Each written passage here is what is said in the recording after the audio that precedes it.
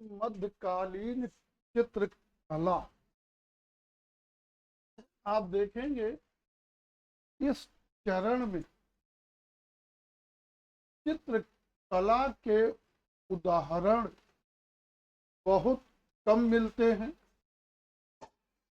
यद्यपि इसी चरण में लिखे गए ग्रंथों सम्रांगण, सूत्रधार, नयसध चरित्र, कथा सरित सागर, अभिलाषितार्थ चिंतामणि में चित्रकला की चर्चा हुई है। लेकिन इस चरण से संबंधित चित्रकला के उदाहरण बहुत कम मिलते हैं। प्रश्न उठता है कि इस चरण में चित्रकला के उदाहरण कम क्यों मिलते हैं? इसके बारे में किसी को भी कोई सटीक कारण ज्ञात नहीं है। इस समय की परिस्थितियों को देखेंगे और उन परिस्थितियों के आधार पे जो व्याख्या कर दी जाएगी वही सही है। तो आप देखेंगे इस चरण में साहित्यिक रचनाओं में चित्रकला की चर्चा भले हुई है, लेकिन चित्रकला के मूर्त उदाहरण इस चरण से संबंधित बहुत कम मिलते हैं। यद्यपि इस चरण में भी चित्रकला को छोड़कर अन्य कलाएं विकसित होती रही। इसके कारण हो सकते हैं, नंबर 1, निरंतर हो रहे मुस्लिम आक्रमण। और इस चरण में आप देखेंगे भारत पर लगातार मुस्लिम आक्रमण हुए। ऐसे में स्थानीय शक्तियां, मतलब जो छोट भैया राजा थे, इस समय सब छोट भैया राजा हैं, तो अलग है डींग को मारते। समय के जो भी शासक हैं सब छोट भैया, ये अलग है डींग मारने में वो लोग सबसे अग्रणी। इस चरण के राजाओं में आप अगर चाहें तो वही रख सकते हैं, पृथ्वीराज चौहान सबसे ज्यादा डींग मारने वाला, और उसके साथ ही जितने भी राजपूत शासक हैं। तो ये राजा जो थे, स्थानीय शक्तियां थी, मुस्लिम आक्रमण के चलते अपनी सैन्य संगठन की समस्या और सुरक्षा में ही उलझी रही और कलाकारों को संरक्षण देने की स्थिति में नहीं रही। दूसरा कारण ले सकते हैं बर्बरता पूर्वक इस्लाम का प्रचार प्रसार। आप देखेंगे आक्रमणकारियों ने इस देश में आरंभिक चरण में बर्बरता पूर्वक इस्लाम का प्रचार प्रसार किया। ऐसे में संभव है कि कलाकारों की शक्तियां कला सृजन के बजाय समाज और संस्कृति की रक्षा में लग गई होंगी, और इससे भी जो है इस चरण में चित्रकला का पतन हुआ होगा। साथ ही आक्रमणकारियों के द्वारा किए गए विध्वंसों और अग्निकांडों से तथा भारत की महाविनाशकारी जलवायु मानसूनी जलवायु से भी कृतियों को क्षति पहुंची होगी। तो आपकी जलवायु मानसूनी है, इस जलवायु में नमी की मात्रा अधिक होती है और इससे संभव है कि जो कलाकृतियां वगैरह रही होंगी उनमें फफूंद वगैरह लग गई होगी, वो नष्ट हो गई होंगी। साथ ही आक्रमणकारियों ने बड़े पैमाने पर मंदिरों आदि को तोड़ा, आग लगाया और चित्र वगैरह ज्यादातर मंदिरों वगैरह की दीवारों पर ही बनाए जाते थे। इस तरह से आक्रमणकारियों द्वारा किए गए विध्वंसों से, अग्निकांडों से, साथ ही भारत की विनाशकारी मानसूनी जलवायु से भी चित्रों को क्षति पहुंची होगी, वो नष्ट हो गए होंगे और इसलिए भी इस चरण में चित्रकला के उदाहरण कम मिलते हैं। एक कारण दे सकते हैं, बौद्ध धर्म का शीघ्रता से पतन और हिंदू धर्म का उतनी ही शीघ्रता से उत्थान। बौद्धों को देखेंगे तो बौद्धों में जब ये जो चरण है, यहाँ से 6ठी-7वीं सदी से भारत में बौद्ध धर्म का तेजी से पतन होने लगा, उतनी ही तेजी से हिंदू धर्म का विकास होने लगा। और जो बौद्ध धर्म है, ये चित्रकला के क्षेत्र में हिंदुओं से अग्रणी था, लेकिन मूर्ति वास्तु आदि कलाओं में हिंदू धर्म से पीछे था। और इस चरण में हिंदू धर्म का विकास हो रहा, बौद्ध धर्म का विनाश हो रहा। इस कारण भी इस समय में चित्रकला का पतन हुआ होगा। आगे देखेंगे, इस चरण में हमने एक कारण बताया कि आक्रमणकारियों ने जो अग्निकांड और विध्वंस किए, उससे भी कला का पतन हुआ। ऐसी स्थिति में भित्त चित्रण की परंपरा शिथिल पड़ने लगी होगी तथा सुविधा और सुरक्षा की दृष्टि से लघु चित्र बनाए जाने लगे होंगे, जिन्हें विपत्ति के समय आसानी से लेके भागा जा सकता है। और ये जो लघु चित्र हैं, ज्यादातर ताड़पत्र पर बनाए गए थे। ताड़पत्रों पर बने लघु चित्र भित्त चित्रों की तुलना में स्थायी नहीं थे और समय के साथ नष्ट हो गए होंगे। यहाँ एक चीज ध्यान रखिएगा, वही सबसे महत्वपूर्ण है कि भारत में लघु चित्रण की परंपरा किस चरण में आरंभ हुई, पूर्व मध्य काल। और ये सब कारण रहे कि भारत में इस चरण में चित्रकला का पतन हुआ।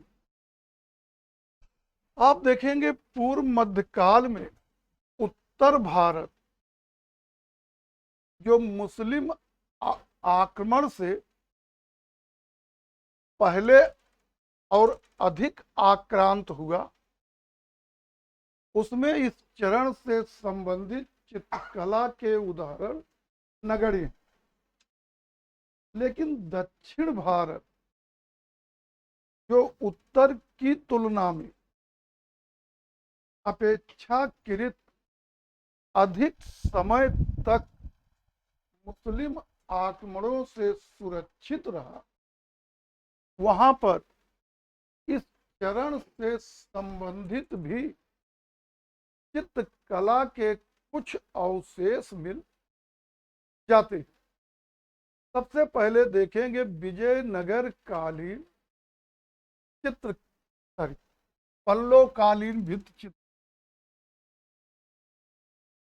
पल्लो कालीन भित्ति चित्रकला। पल्लों को देखेंगे, जो पल्लो हैं ये तमिलनाडु में कांची को राजधानी बनाकर 6वीं से 9वीं सदी ईस्वी के मध्य में शासन की। पल्लवों द्वारा बनवाए गए कांची के कैलाशनाथ मंदिर, कांची के ही वैकुंठ पेरुमल मंदिर, पन्नामलाई के तलगिरीश्वर मंदिर की भित्तियों पर कुछ भित्त चित्र अवशेष के रूप में बचे रह गए, जिनमें से अपेक्षाकृत सुरक्षित और सुंदर भित्त चित्र पन्नामलाई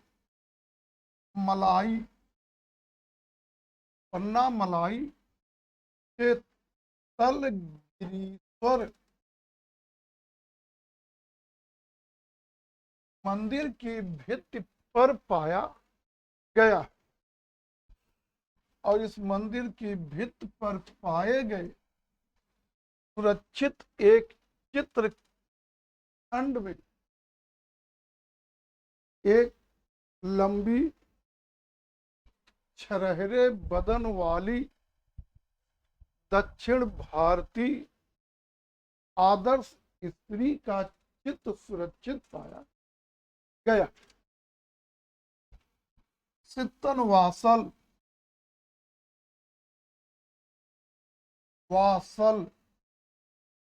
की गुफाएं देखेंगे तो सित्तनवासल की गुफाएं जो है ये पल्लो कालीन भित्ति चित्रकला का सबसे अच्छा उदाहरण, और इसे आप लोग विधिवत देख चुके हैं।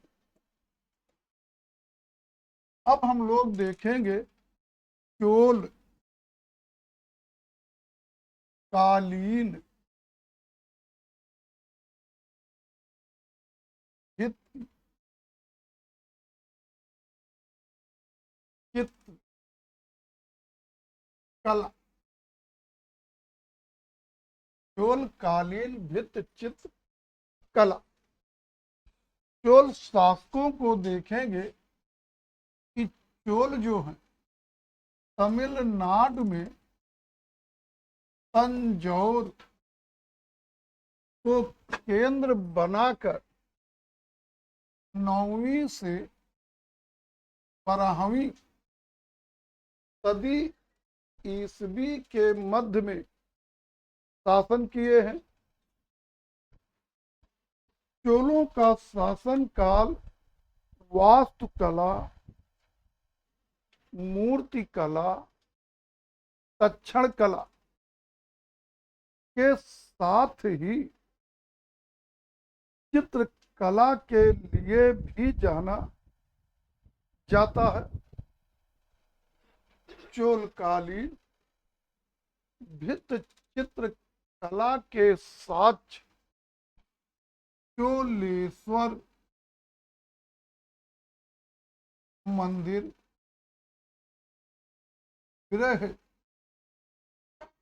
ईश्वर मंदिर, गंगई कोंड चोल पुरम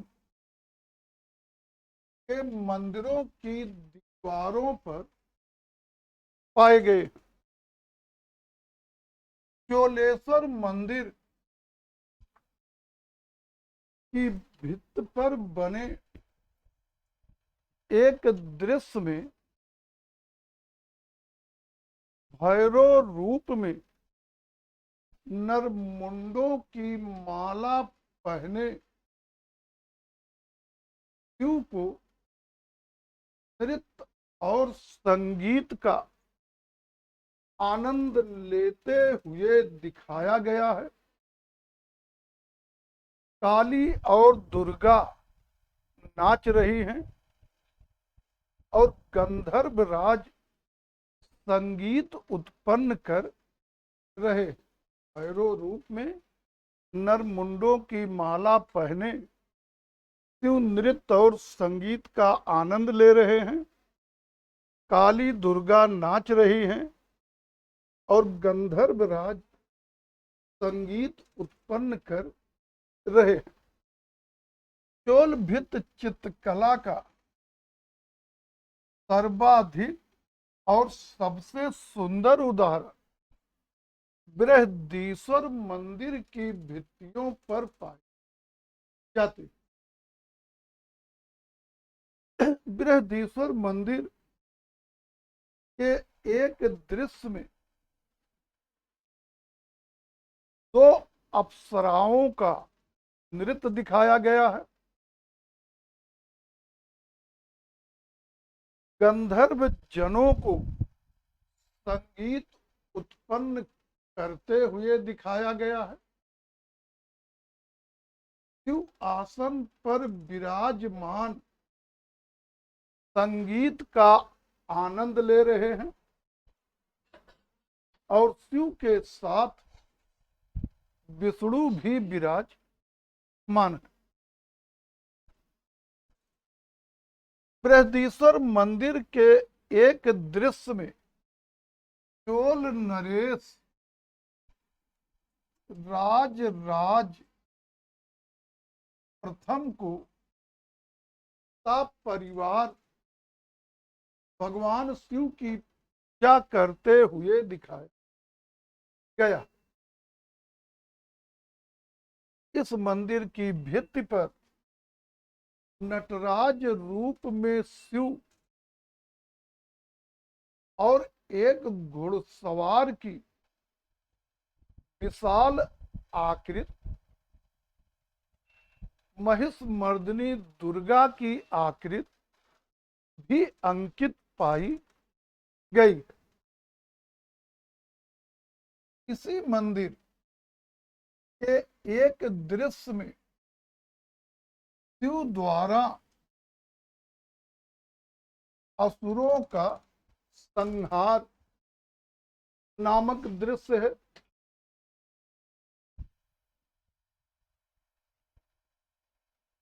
इस दृश्य में कलाकार जो भी रहा हो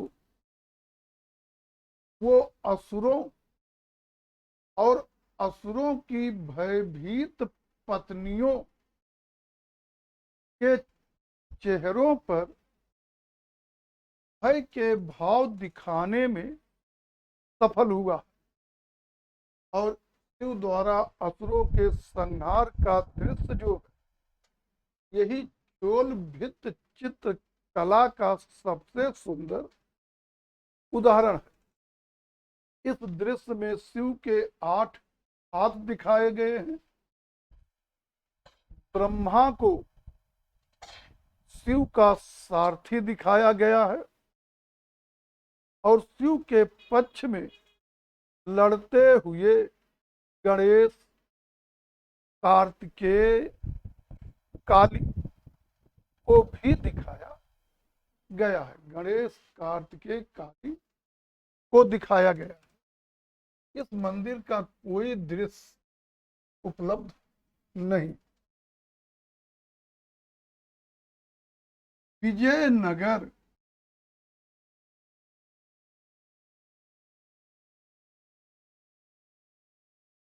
कालीन भित्त चित्र कला। विजयनगर को देखेंगे कि विजयनगर जो है ये दक्षिण में कर्नाटक में तुंगभद्रा तट पर स्थित विजयनगर वर्तमान हम्पी, जो पहले का हम्पी, आज का हम्पी है, यही पहले का विजयनगर है, को राजधानी बनाकर यहाँ के शासकों ने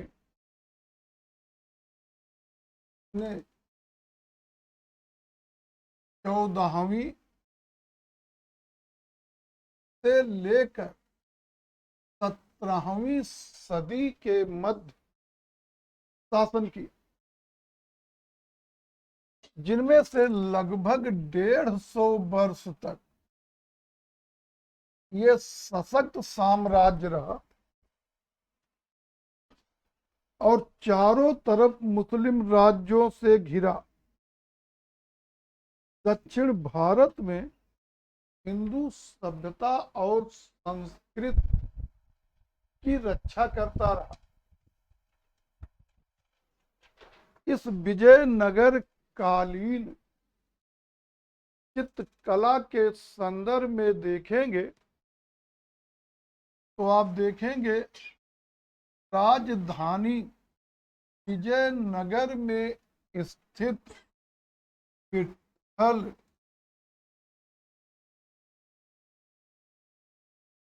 स्वामी मंदिर,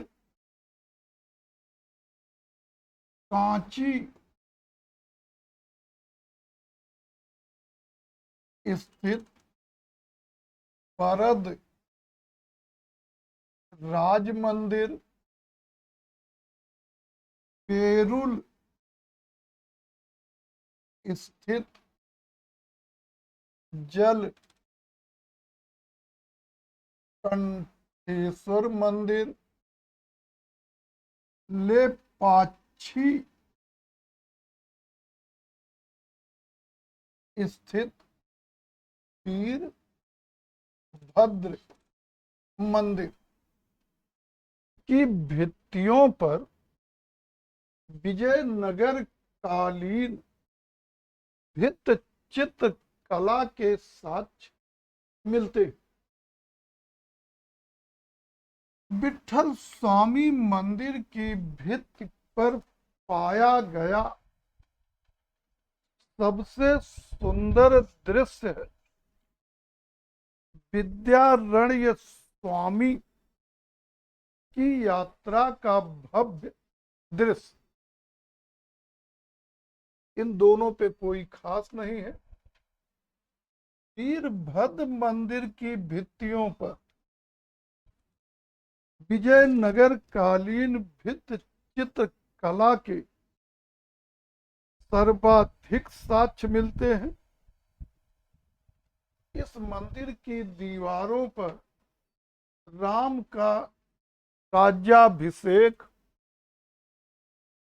बाल रूप में कृष्ण, शिव लीला और मार्तंड माधव वर्मा चरित, शिव लीला, बाल कृष्ण, राम का राज्याभिषेक चित्रित है। इस विजयनगर में बाद के दिनों में एक शासक हुआ था वेंकट सुति, और इसने यूरोपीय कला में रुचि ली और इसके समय से विजयनगर की कला पर यूरोपीय कला का प्रभाव पड़ना आरंभ हुआ। बहमनी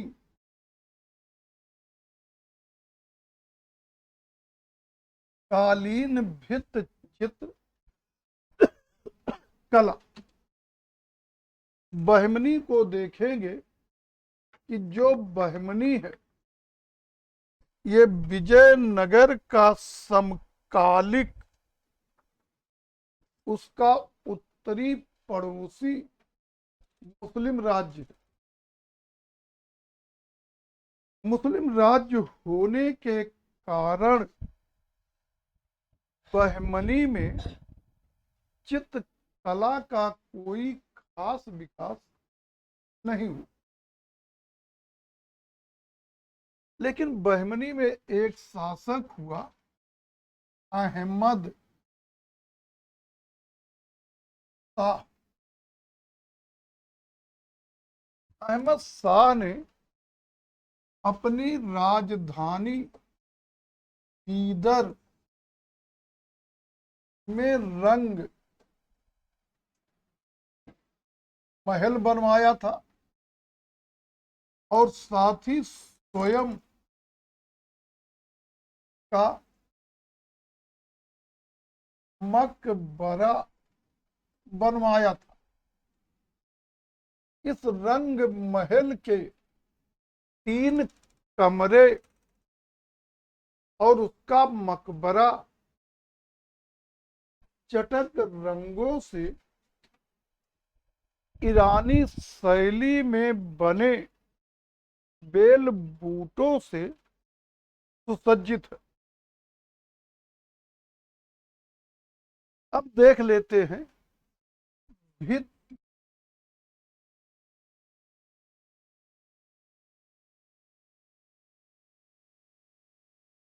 चित्रण विधि। भित्ति चित्रण विधि आप देखेंगे, भित्ति चित्रण विधि देखेंगे और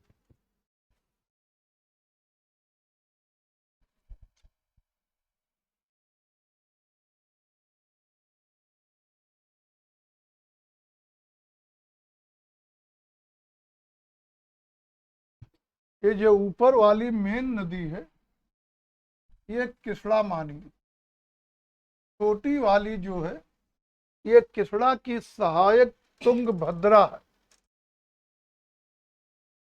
और आपके जो यहां पर है, यहां पर आपका लगभग कांची है, यहां पे लगभग आपका तंजौर है। मतलब जो तंजौर है और यहां तुंगभद्रा तट पे आपका विजयनगर। मतलब पल्लो,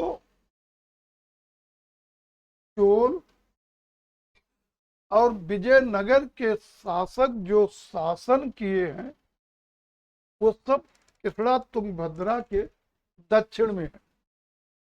और यहां पर आपके बहमनी है। ये क्षेत्र जो तुंगभद्रा किसड़ा का दोआब है बीच वाला, ये संक्रमित क्षेत्र है। जब विजयनगर में कोई शक्तिशाली शासक बैठेगा इस दोआब पर विजयनगर का अधिकार होगा, और जब बहमनी में कोई शक्तिशाली शासक बैठेगा उस दोआब पर बहमनी का अधिकार होगा। आपको केवल यह जानिए कि जो तीनों हिंदू राज्य देखे वो सब तुंगभद्रा के नीचे है और बहमनी जो है वो तुंगभद्रा के उत्तर में है। और तुंगभद्रा के दक्षिण में भित्ति चित्रण की सेस्को फ्रेस्को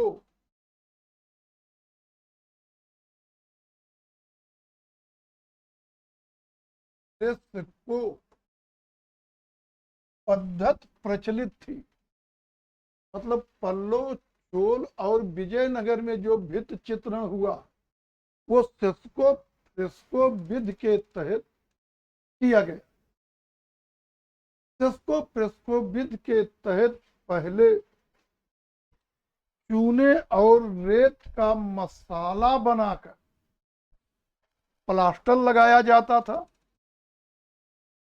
प्लास्टर के ऊपर चूने का पतला लेप लगाया जाता था और इस तरह से धरातल तैयार हो जाता था।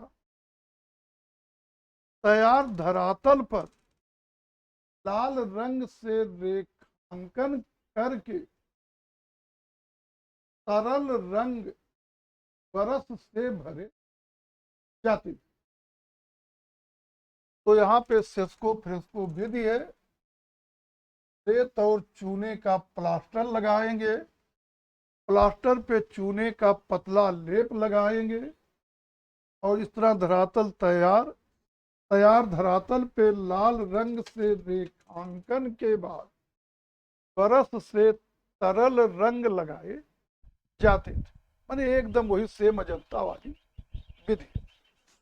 लेकिन यहाँ पे जो बहमनी है, यहाँ पर चित्रण की ईरानी पद्धत प्रचलित।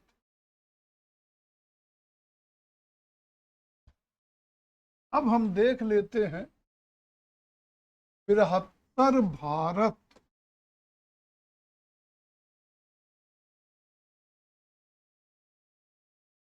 भारत की कला।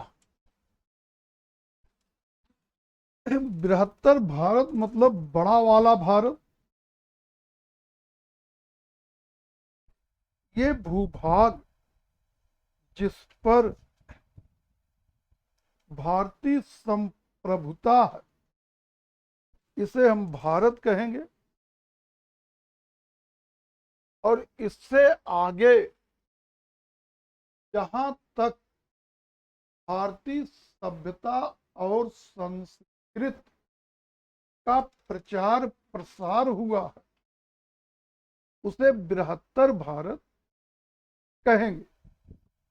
और बृहत्तर भारत में आपका श्रीलंका सहित संपूर्ण दक्षिण पूर्व एशिया, अफगानिस्तान, चीन, तिब्बत, जापान, ताइवान, इधर पश्चिम में ईरान, इराक, ये सब क्षेत्र और कुछ हद तक उधर स्कॉटलैंड माने यूरोप तक भारतीय संस्कृति का प्रभाव दिखता है।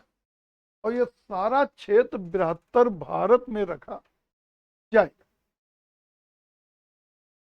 और देखेंगे आपके धर्मों में एक धर्म था बौद्ध धर्म। बौद्ध धर्म और बृहत्तर भारत के निर्माण में बौद्ध धर्म का सबसे अधिक योगदान रहा। इस धर्म में चित्रकला खूब विकसित थी और इस धर्म के जो प्रचारक थे वो चित्रकला को अपने धर्म के प्रचार का माध्यम बनाए। और जहां भी धर्म प्रचार हेतु गए वहां वहां भारतीय बौद्ध चित्रकला को भी लेकर गए, जिसका सबसे अच्छा उदाहरण श्रीलंका के सिगिरिया की गुफाएं हैं। श्रीलंका के सिगिरिया की गुफाएं हैं। आगे देखेंगे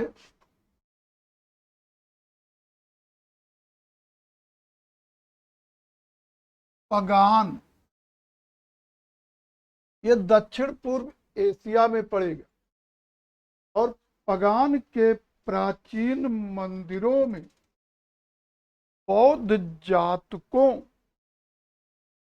से संबंधित चित्र पाए गए। Burma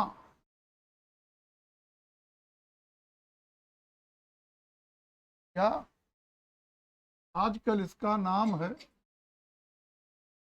Myanmar.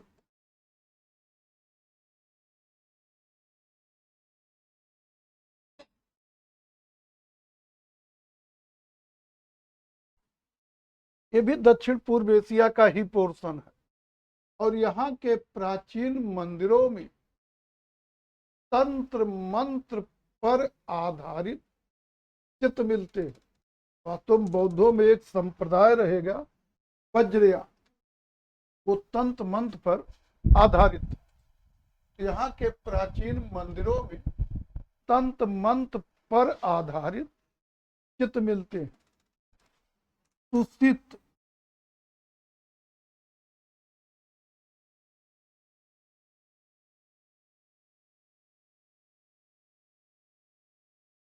ये वर्तमान चीन का पीकिंग है। पीकिंग, और इसे वर्तमान में हिंद चीन के अंतर्गत है, दक्षिण पूर्व एशिया का विस्तार, लेकिन हिंद चीन के अंतर्गत रखेंगे। यहाँ तुसित में एक बौद्ध विहार मिला है जिसमें 500 बौद्ध अरहतों, मतलब बौद्ध धर्म के योग्य व्यक्तियों की मूर्तियां मिली हैं। उन मूर्तियों में बोधिसत्व, अवलोकितेश्वर या पद्मपाण, बोधिसत्व, मंजूश्री की सुंदर मूर्तियां भी पाई गई। आगे देखेंगे 8वीं सदी का बना जापान में घोर पूजी, या इसी को कहिए शेर पूजी नामक मंदिर है। इस मंदिर की भित्तियों पर अजंता शैली में की गई चित्रकारी आज भी सुरक्षित है और इस मंदिर की जो बुद्ध प्रतिमाएं हैं उन पर पश्चिमोत्तर भारत की गांधार शैली का प्रभाव दिखाई देता है। उधर देखेंगे तिब्बत,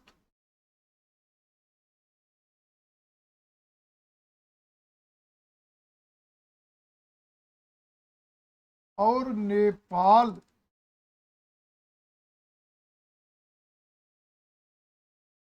के बौद्ध मंदिरों में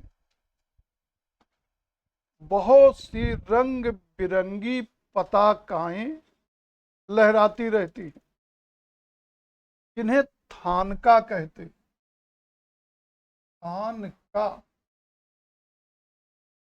जिसे यहाँ इलाहाबाद वाले जो है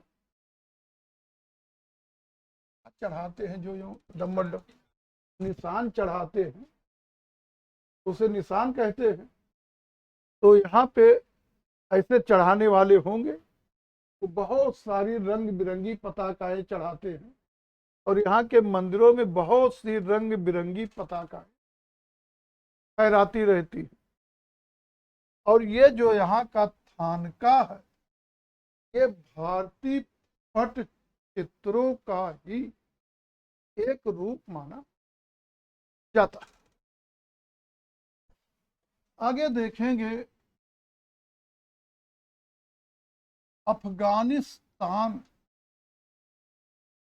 में एक स्थान है बामियान,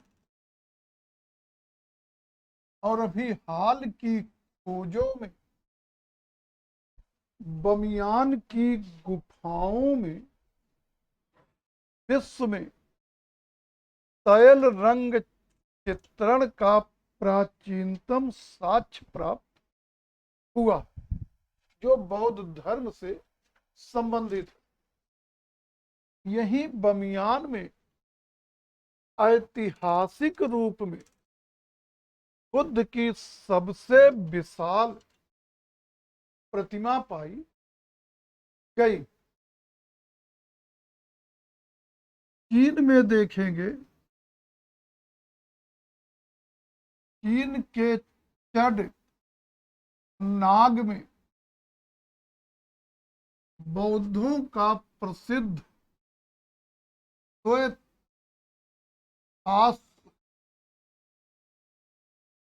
श्वेतास बौद्ध विहार, और ये हो गई बृहत्तर भारत से संबंधित।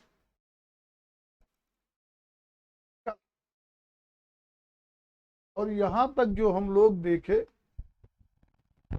ये चीजें सिलेबस में नहीं, लेकिन एक आध क्वेश्चन कभी कभार यहां से भी आ जाते हैं, इसलिए पढ़ने के क्रम में इन्हें भी देखते रहिए और पहले इनको लिख लेते हैं, तब आगे बढ़ेंगे।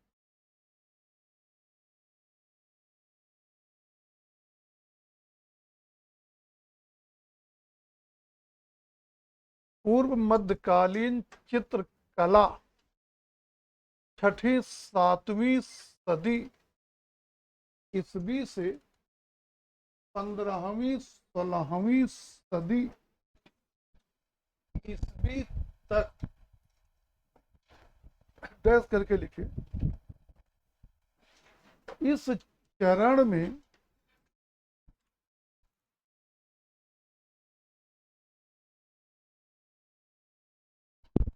चित्रकला के उदाहरण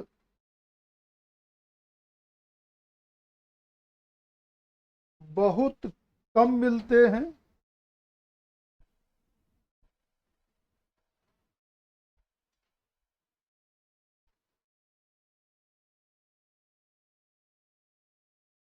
यद्यपि चित्रकला को छोड़कर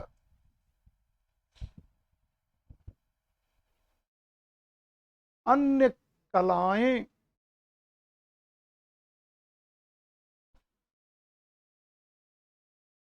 इस चरण में भी विकसित होती रही।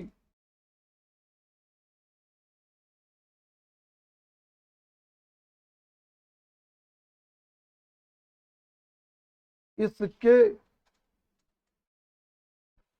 निम्न कारण हो सकते हैं।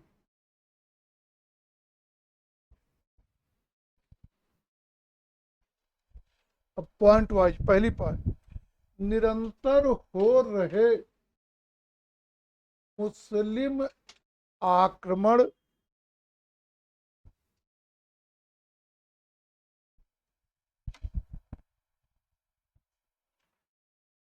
जिसने स्थानीय शक्तियों को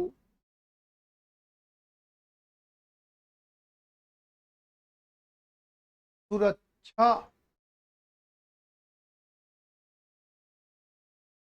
और सैन्य संगठन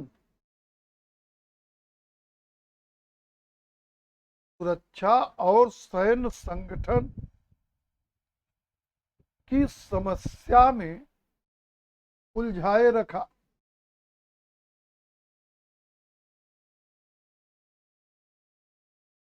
और वे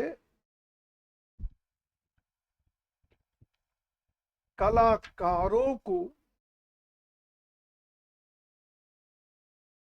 संरक्षण देने की स्थिति में नहीं रहे।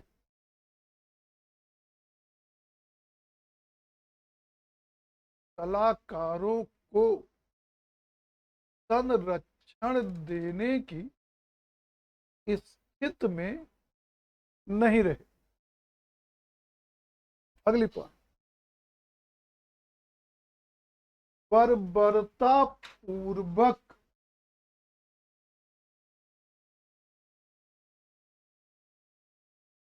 इस्लाम का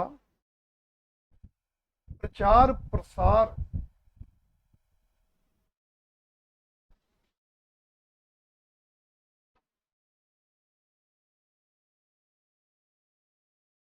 ऐसी स्थिति में कलाकारों की शक्तियां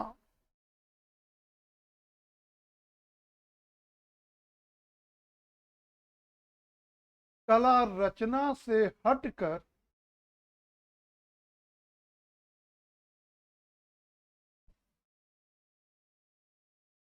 धर्म और संस्कृति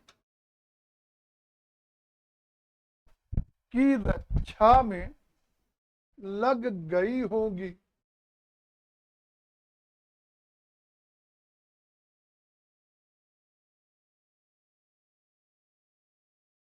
अगली पॉइंट, 7वीं सदी से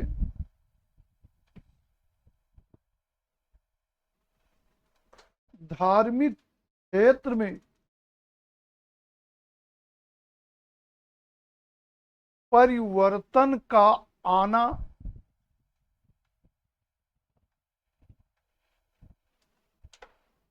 धार्मिक क्षेत्र में परिवर्तन का आना, जिसके चलते हिंदू धर्म का जनता में लोकप्रिय होना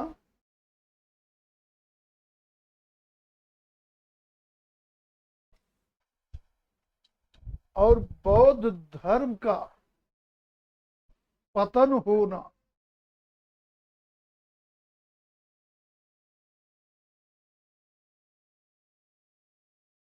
भी कारण रहा।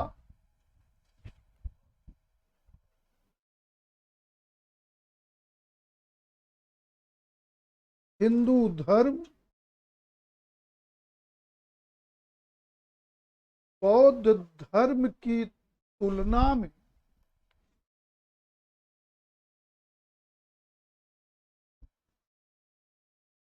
वास्तुकला, मूर्तिकला में अधिक कलापूर्ण होते हुए भी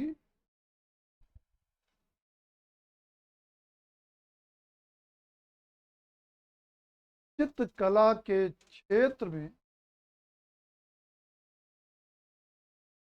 बौद्ध धर्म से पीछे था।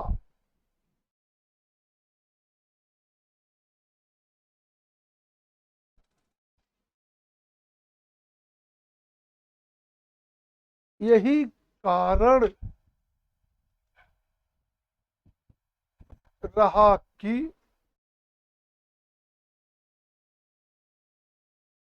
चित्रकला का पतन होते हुए भी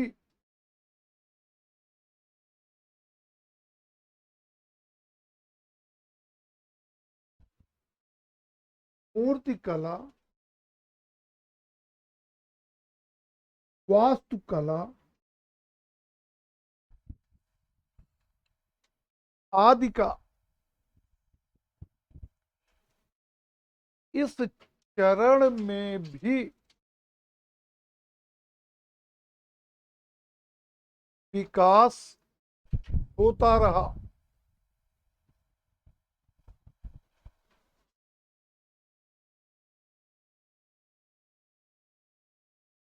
अगली पॉइंट, भारत की विनाशकारी जलवायु विनाशकारी जलवायु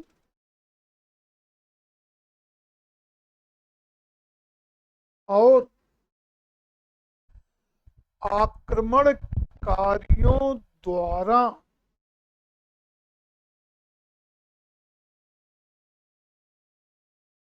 किए गए विध्वंसों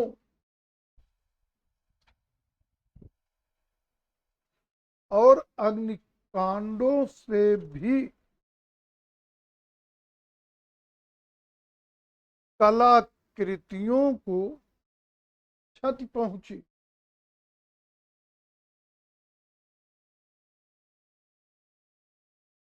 किए गए विध्वंसों और अग्निकांडों से भी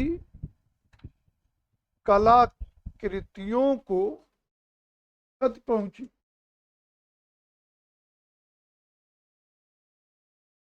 यही कारण रहा कि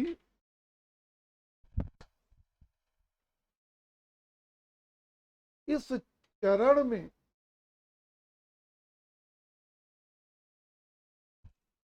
भित्त चित्रण की परंपरा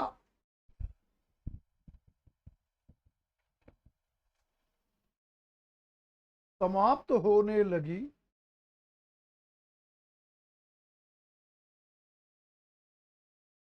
और सुविधा तथा सुरक्षा की दृष्टि से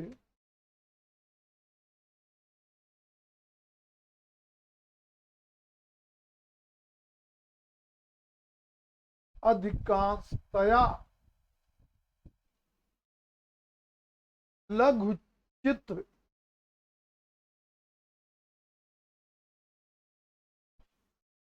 बनाए जाने लगे।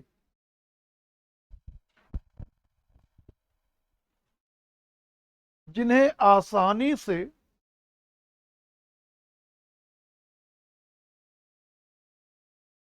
एक स्थान से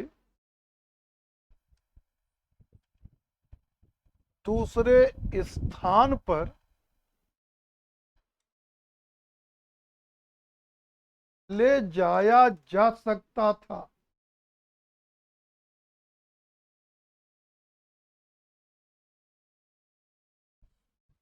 किंतु अधिकांशतया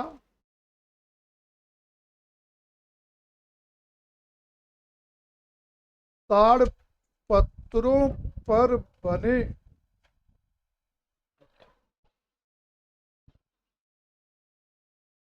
ये लघु चित्र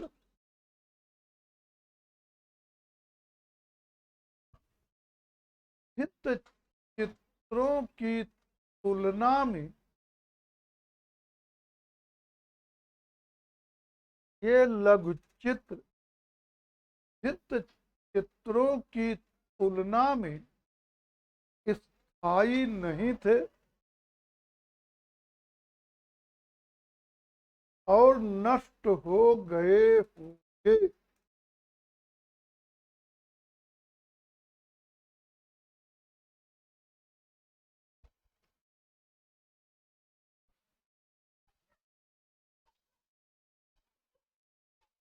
हेडिंग बनाइए दक्षिण भारतीय भित्त चित्र।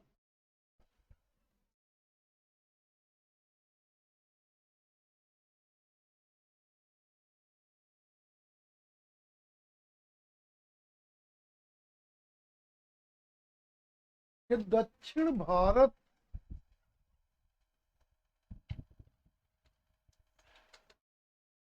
जो मुस्लिम आक्रमण से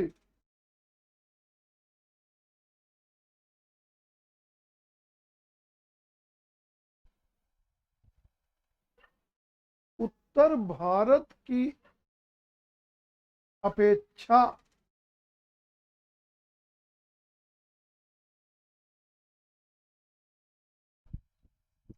अधिक समय तक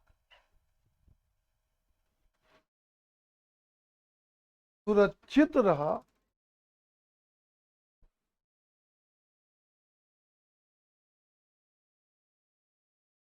कामा में, कामा लगा के में इस चरण से संबंधित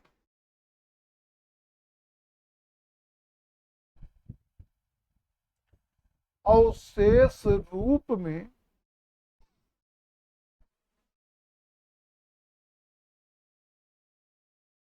कुछ भित्त चित्र खंडों के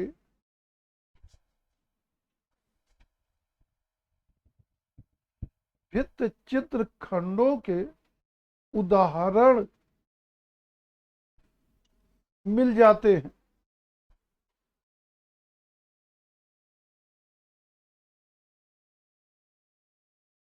हेडिंग डालिए, पल्लोकालीन भित्त चित्र कला।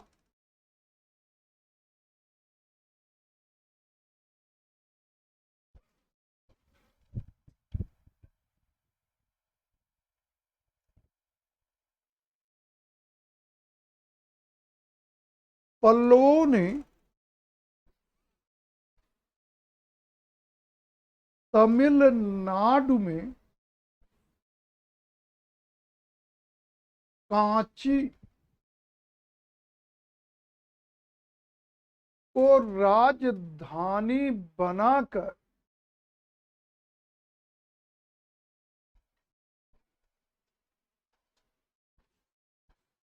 छठी से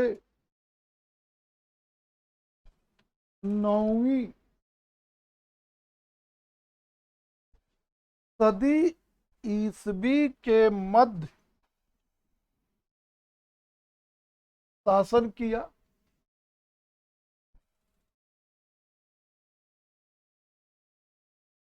पल्लोकालीन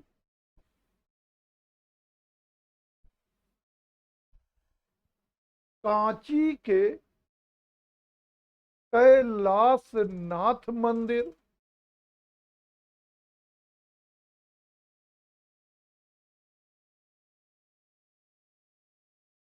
कामा लगा के, कांची के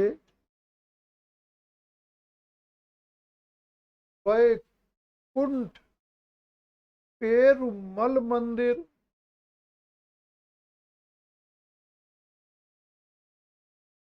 वैकुंठ पेरुमल मंदिर और पन्नामलाई के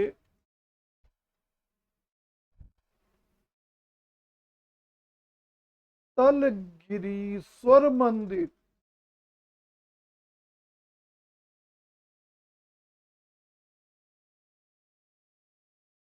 की भित्तियों पर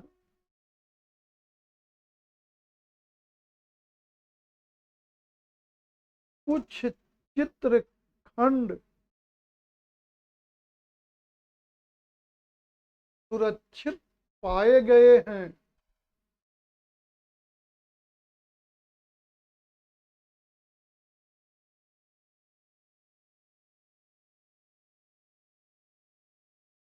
पन्नामलाई में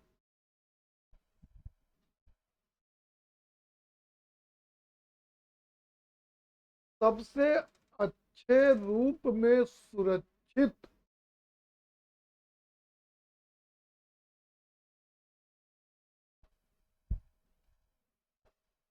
एक स्त्री की आकृति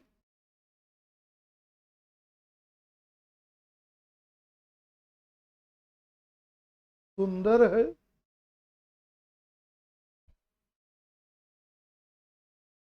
जिसमें दक्षिण की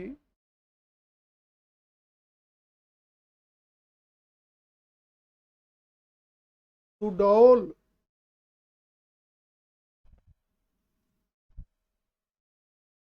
करहरे बदन वाली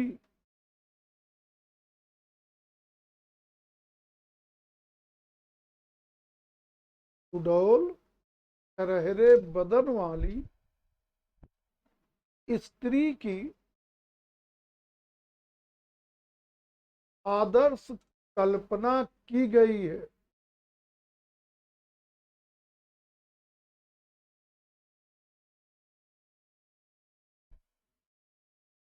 पैरा चेंज कर, चित्तनवासल की गुफाएं,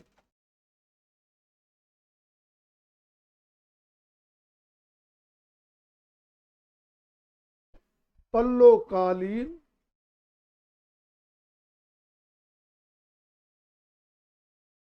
भित्त चित्र कला के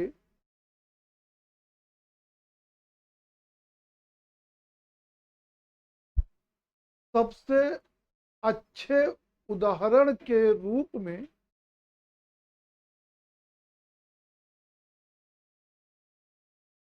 सुरक्षित हैं।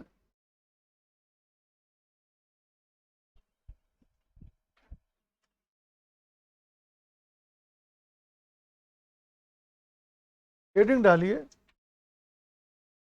चोलकालीन भित्त चित्र कला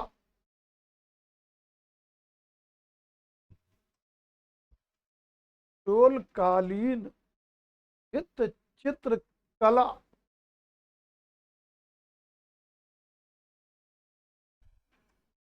चोलों ने तमिलनाडु में तंजौर को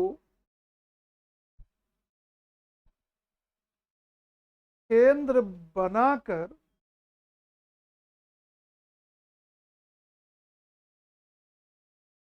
नौवीं से 12वीं सदी ईस्वी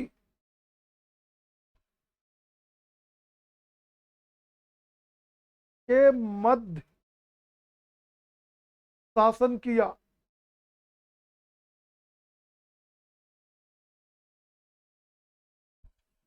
वास्तु, तक्षण,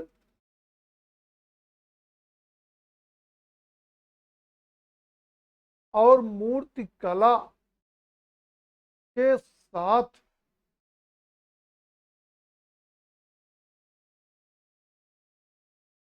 चित्रकला के प्रति भी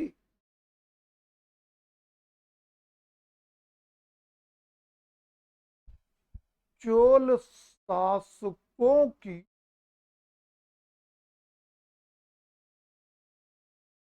अनुपम देने हैं।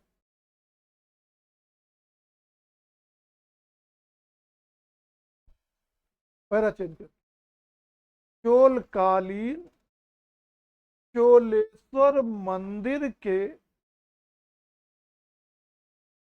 एक दृश्य में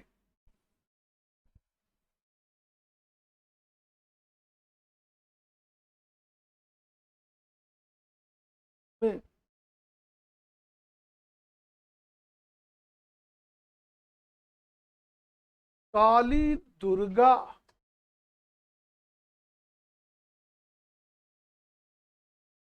नृत्य का परफॉर्मेंस प्रस्तुत कर रही हैं।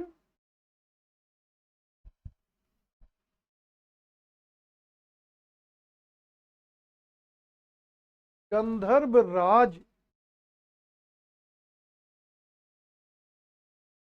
संगीत उत्पन्न कर रहे हैं।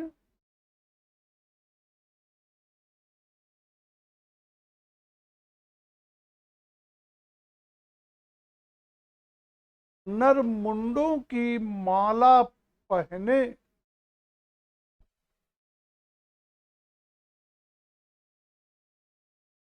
भैरव रूप में शिव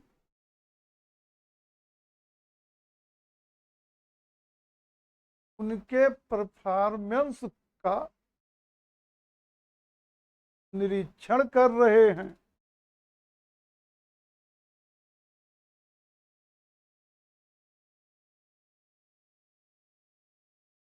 भैरव रूप में शिव उनके परफॉर्मेंस का निरीक्षण कर रहे हैं। तब न सर्टिफिकेट देंगे, दुर्गा बढ़िया नाच रही, काली। पैरा चेंज करके, तंजौर स्थित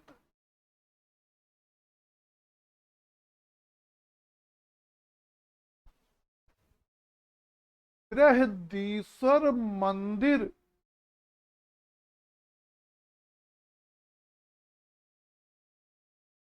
के एक दृश्य में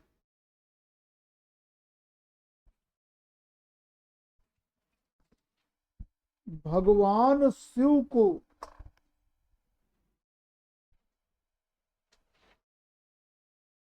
दो अप्सराओं का नृत्य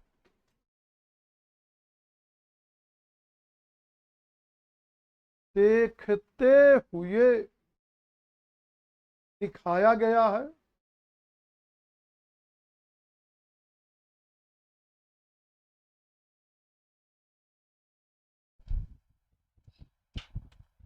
जिसमें विष्णु का भी अंकन है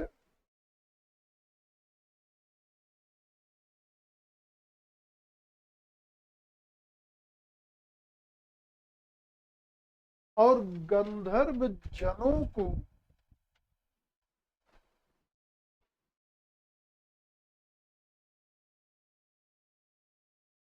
विविध वाद्य यंत्रों से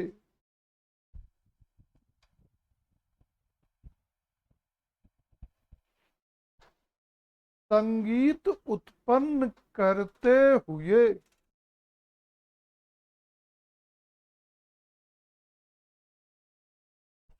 दिखाया गया।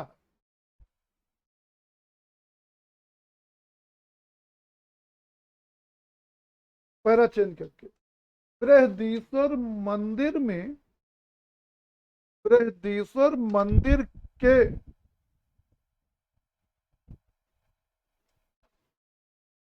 एक दृश्य में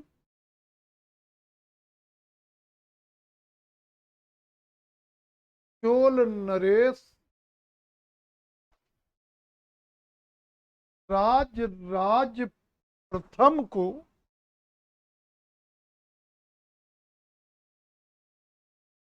सब परिवार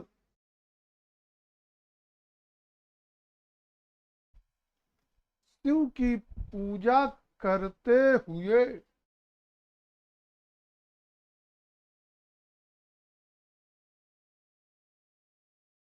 दिखाया गया है।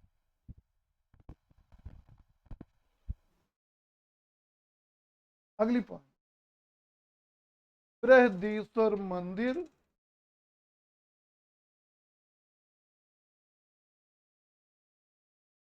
में एक घुड़सवार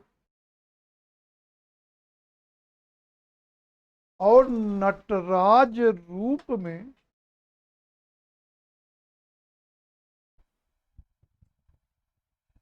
शिव की विशाल आकृति अंकित है।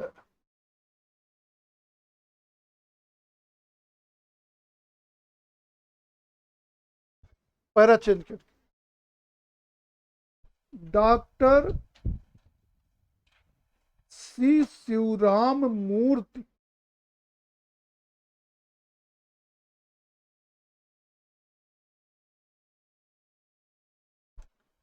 शिवराम मूर्ति ने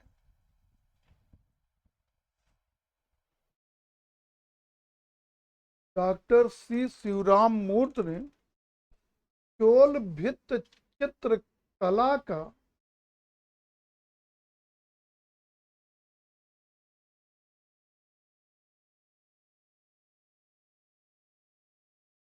सर्वोत्कृष्ट चित्र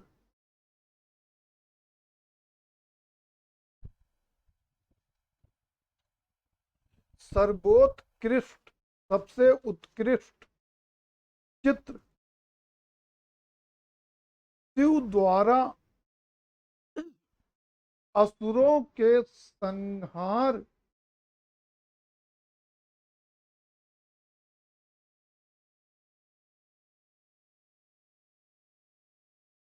का दृश्य माना है।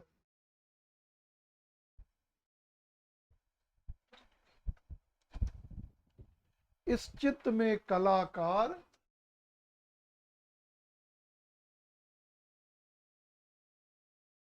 असुरों और उनकी भयभीत पत्नियों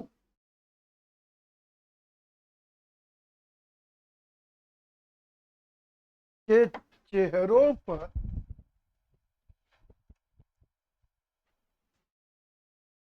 भय के भाव दिखाने में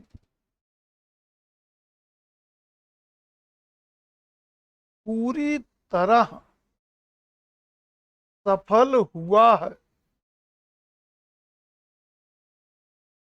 असुरों और उनकी भयभीत पत्नियों के चेहरों पर भय के भाव दिखाने में पूरी तरह सफल हुआ।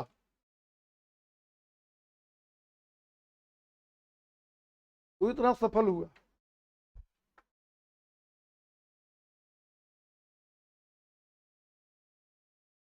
आगे इस चित्र में शिव के 8 हाथ दिखाए गए हैं।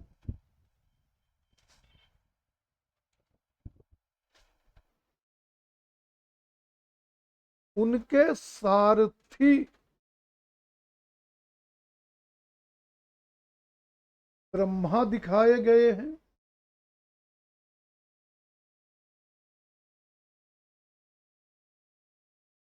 साथ ही शिव के पक्ष में गणेश, कार्तिकेय और काली को भी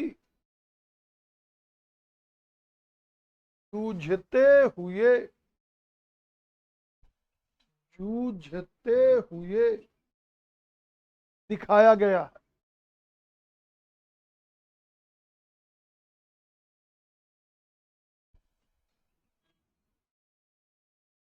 हेडिंग डालिए, विजयनगर कालीन चित्रकला।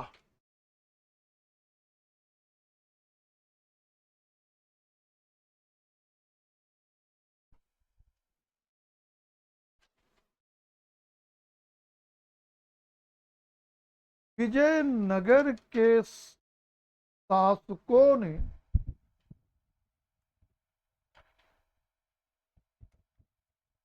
कर्नाटक में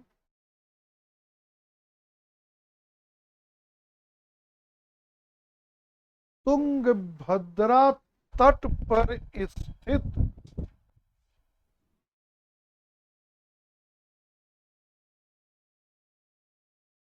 विजयनगर ब्रैकेट में वर्तमान हम्पी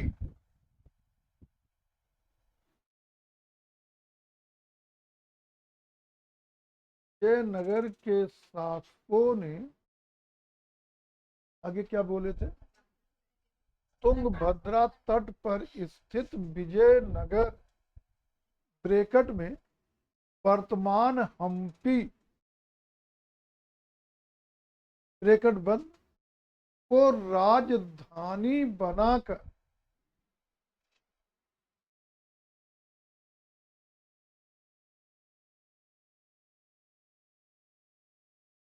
चौदहवीं से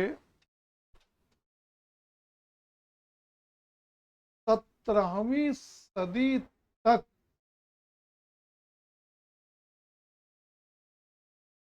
शासन किया।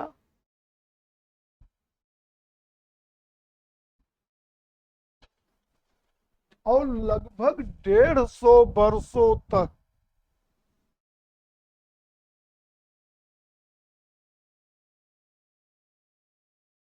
दक्षिण भारत में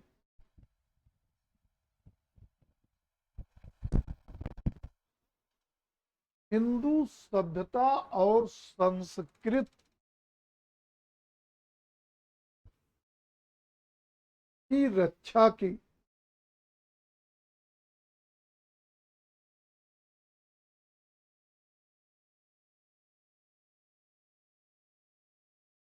विजयनगर कालीन हम्पी के विठल स्वामी मंदिर,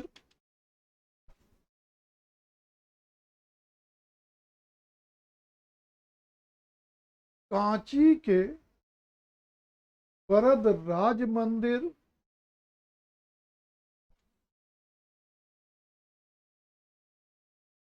बेरुल के जलकंठेश्वर मंदिर,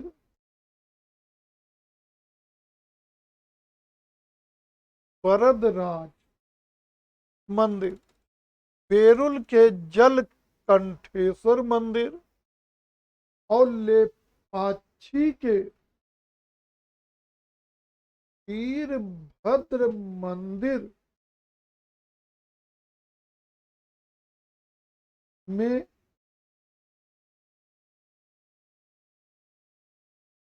इस काल में बने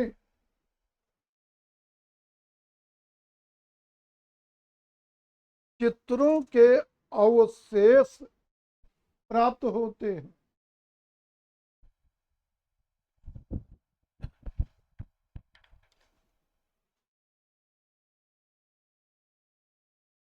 पैरा चेंज करके विठल स्वामी मंदिर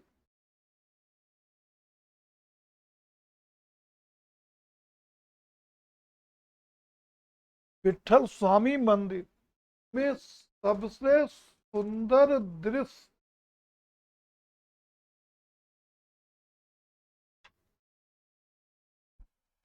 विद्यारण्य स्वामी की यात्रा का भव्य दृश्य है।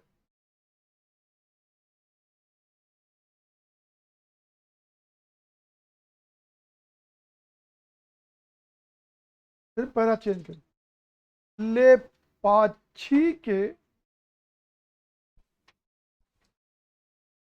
वीरभद्र मंदिर में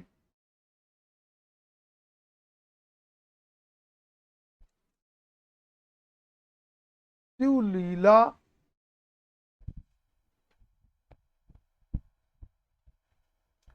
राम का राज्याभिषेक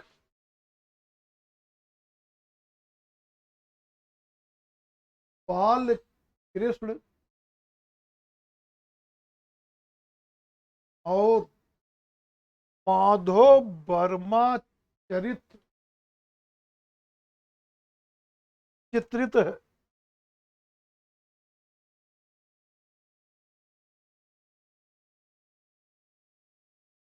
पैरा चेंज कर, विजयनगर नरेश वेंकट द्वितीय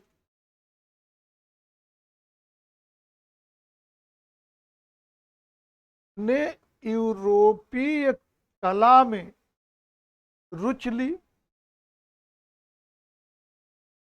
वेंकट द्वितीय ने यूरोपीय कला में रुचि ली और इसके समय से विजयनगर कालीन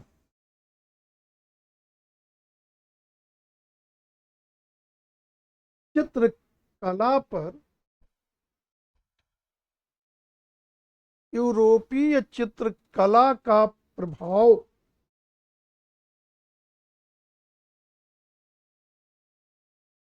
यूरोपीय चित्रकला का प्रभाव पड़ना आरंभ हुआ।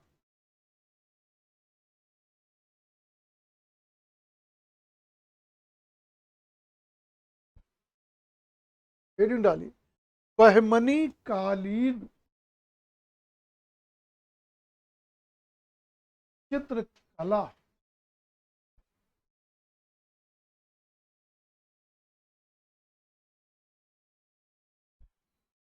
करके बहमनी विजयनगर का समकालीन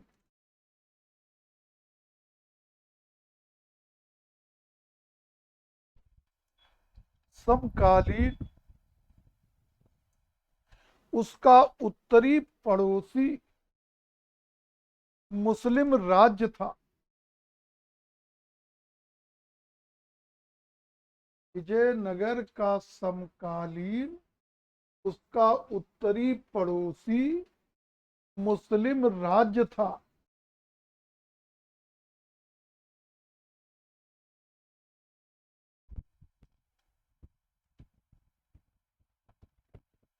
बहमनी नरेश अहमद शाह ने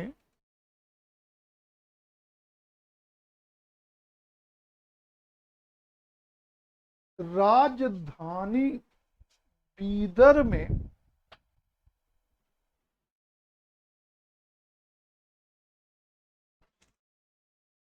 रंग महल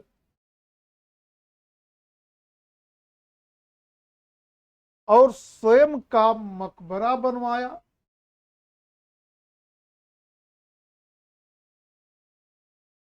स्वयं का मकबरा बनवाया।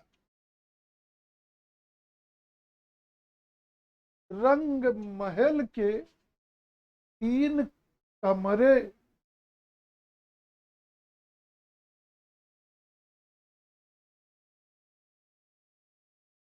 और अहमद शाह का मकबरा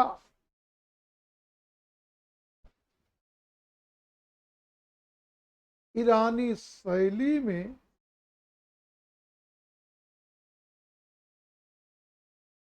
चटक रंगों से बने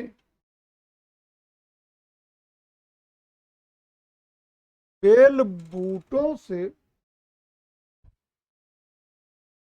सुसज्जित है।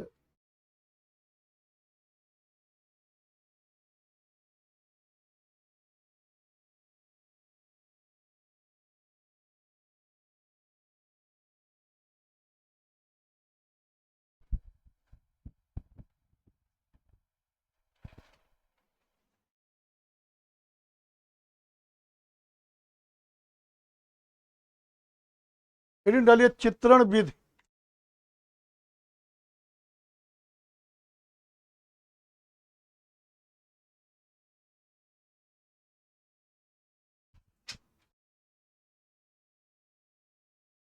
पहले इसको बनाइए।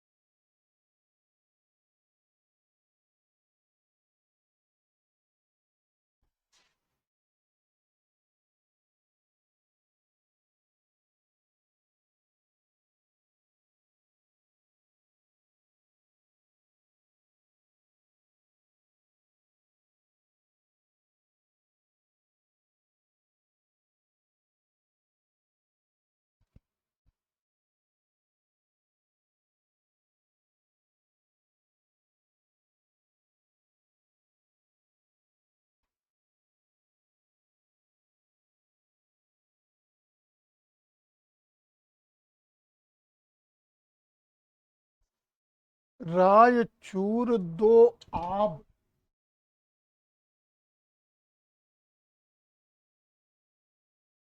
अभी से महीन चीजें नहीं दिखती।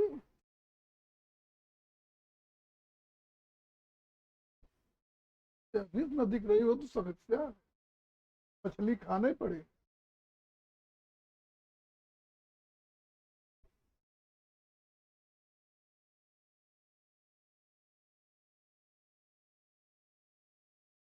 लिख लिए होंगे सब लोग।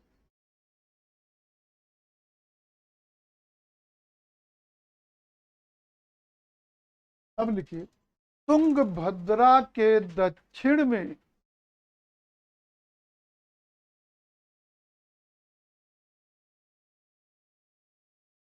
चित्रण की सेस्को फ्रिस्को,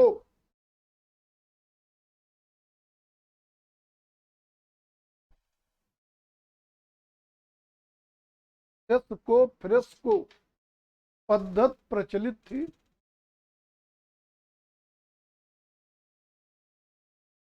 जिसके तहत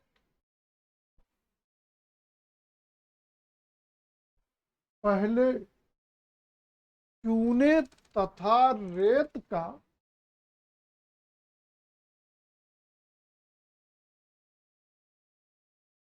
प्लास्टर लगाया जाता था।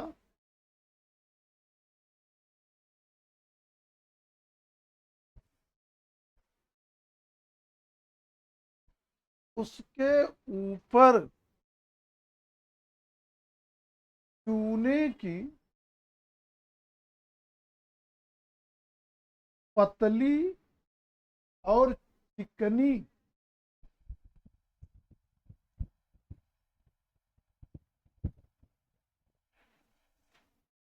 परत चढ़ाई जाती थी।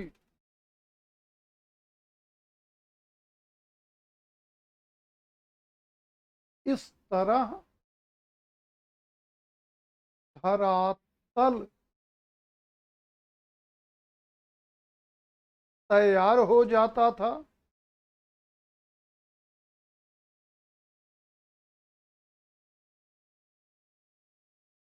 तैयार धरातल पर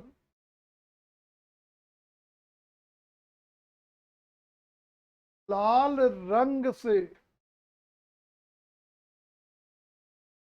रेखांकन के बाद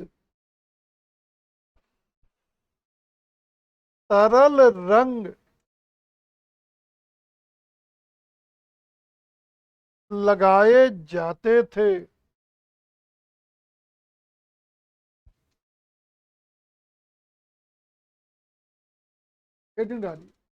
बृहत्तर भारत की चित्रकला,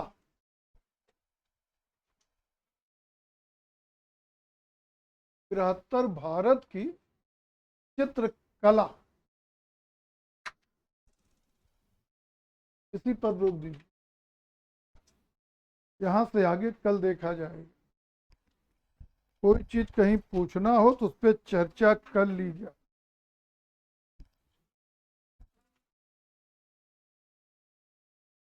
कब तक? जब तक हम आप हैं और आगे भी। जब शुरू हो जाएगी लघु चित्रकला तो अब आगे मेन लघु चित्रकला चलेगी। भित्त चित्रण भी होंगे लेकिन वो अपवाद है। मतलब जितने चित्र, ऐसे चित्र जिनको आप आसानी से उठाकर कहीं ले जा सके, वो सब लघु चित्र हैं। माने चाहे ताड़पत्र पे बना हो, चाहे कपड़े पे बना हो, चाहे कागज पे बना हो, चाहे लकड़ी के पटरे पर बना हो, सब लघु चित्र हैं। और आजकल बन किस पे रहे? ज्यादातर कागज पे, कपड़े माने कैनवास पे, बाकी कुछ पटरे उटरे पर, प्लास्टिक सीट वगैरह पे, वो इन सब पर भी बनते होंगे, हैं लघु चित्र। अपवाद रूप में कहीं कहीं भित्त चित्र भी बनाए जा रहे हैं। तो जब पढ़ते होंगे रविंद्रालय की बाहरी भित्त पर बना है, दिल्ली में बना है, तो है भित्त चित्र भी है, लेकिन जो ज्यादातर है वो लघु चित्र ही है। जब एक बार लघु चित्रण शुरू हो जाएगा तो उसके बाद हमेशा आज भी है, तो आगे हम लोगों के हो सकता आने वाली पीढ़ियों के समय में भी इसी का बोलबाला रहे। कुछ भी और पूछना किसी? क्या चीज? ताड़ी पिए हैं कभी? ताड़ जानते हैं? ताड़, ताड़ का पेड़ जान रहे कि नहीं? जब ताड़ का पेड़ जाने, ताड़ पत्र में कौन दिक्कत है? ताड़ का पत्ता, अगर आप ताड़ जान रहे हैं तो ताड़पत्र मतलब ताड़ का पत्ता। और अगर देखे होंगे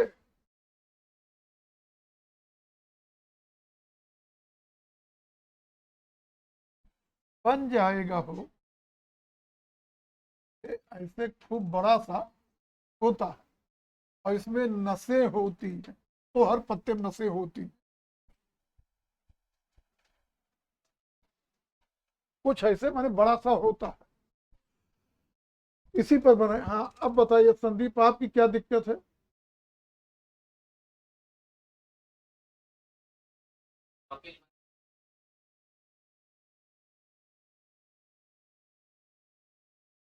इसके पहले पूर्व मध्यकाल पढ़े हैं ना? ताड़पत्र पे जो पोथियां चित्रित है उनके पन्नों की लंबाई चौड़ाई क्या है?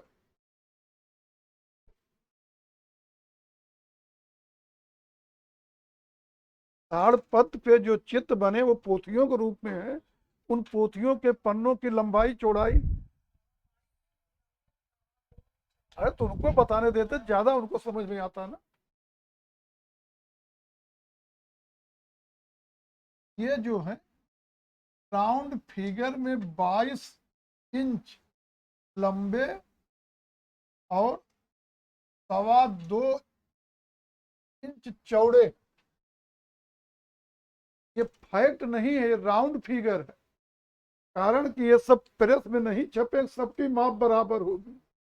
ये माप 21 से लेके 23 के मध्य में रहेगी, और ये माप जो है ये 2 से लेके 3 के मध्य में रहेगी। एक राउंड फिगर मतलब मध्य ले लिया गया है, लगभग 22 इंच लंबे, 2.25 इंच चौड़े। अब ये करेंगे क्या कि जैसे भी ये, अब यहां से ये निकाल लिए, ये पन्ना निकल गया ना बढ़िया सा। तो ऐसे नसों को काट काट करके पतले पतले लंबे लंबे अपने पन्ने बनाए, और अब तो कोई दिक्कत है नहीं, उस पर आराम से बना देंगे, उसमें ये नस वगैरह आपकी नहीं रहेगी। वही तो उल्टे सोचोगे ना, हम समझ रहे हैं, इसीलिए तुम आपसे इसकी लंबाई चौड़ाई पूछे। अभी ये चौड़ाई होती 25 सेंटीमीटर, तो समस्या हो जाती।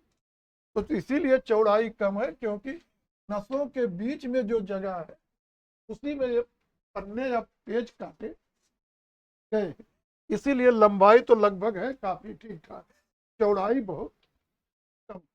2.25 इंच मतलब कितना, इतना ज्यादा ज्यादा। कुछ भी और पूछना है किसी को?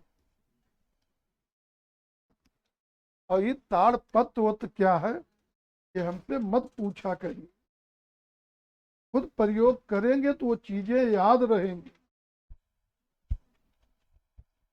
इसमें से कोई नहीं संभव है बड़ी वाली मोबाइल ना रखा हो, एंड्रॉइड, पर जो चीज इस तरह समझ में ना आए मोबाइल में डालिए, तुरंत देखेंगे, जब देखेंगे तो चीजें याददाश्त में रहे।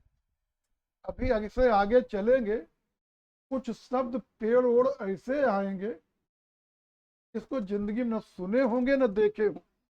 पता लगे बिलो वृक्ष के नीचे, हमसे पूछेंगे बिलो वृक्ष क्या बताएंगे, हमने देखा थोड़ा है जिंदगी, वो लिखा गया, अब उसको देखा थोड़ा है।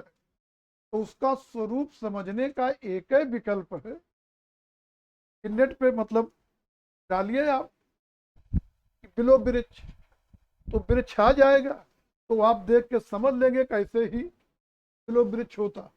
तभी कहा जाए आम का वृक्ष, तो कंसेप्ट मस्तिष्क में बन जाएगा, क्योंकि आम का वृक्ष, केले का वृक्ष, ये बार बार आप लोग देखें तो नाम लेते उसका कंसेप्ट बनेगा। बिलो वृक्ष का कंसेप्ट नहीं बनेगा, तब बनेगा जब आप जो है नेट पे उसको डाल के उसका चित्र देखे होंगे कि लगभग कैसे ये पेड़ होता है। तो सबसे आसान तरीका है, कोई शब्द या कोई चीज समझ में ना आए, फट से नेट का उपयोग करिए। यूट्यूब बाबा, गूगल बाबा, ये सब वही है, बता देंगे। कुछ भी और पूछना है कहीं? ठीक, जा सकते हैं। इसके आगे कल कुछ लोगों को टेस्ट पेपर देना था, आज नहीं मिलेगा। और प्लस जिनकी फीस जमा किए महीने प्लस हो गया, वो लोग फीस मेंटेन कर। और अगर किसी का एडमिशन नहीं हुआ है तो एडमिशन ले, और उसकी अब हाफ फीस नहीं जमा हुई, उसको पढ़ना है तो कल पूरी फीस जमा करे, नहीं कल परसों जब चेक करेंगे उसे माउंट करें। ये नहीं है कि महीने भर पढ़ के फिर आइए आधी ले लीजिए फिर जमा करें।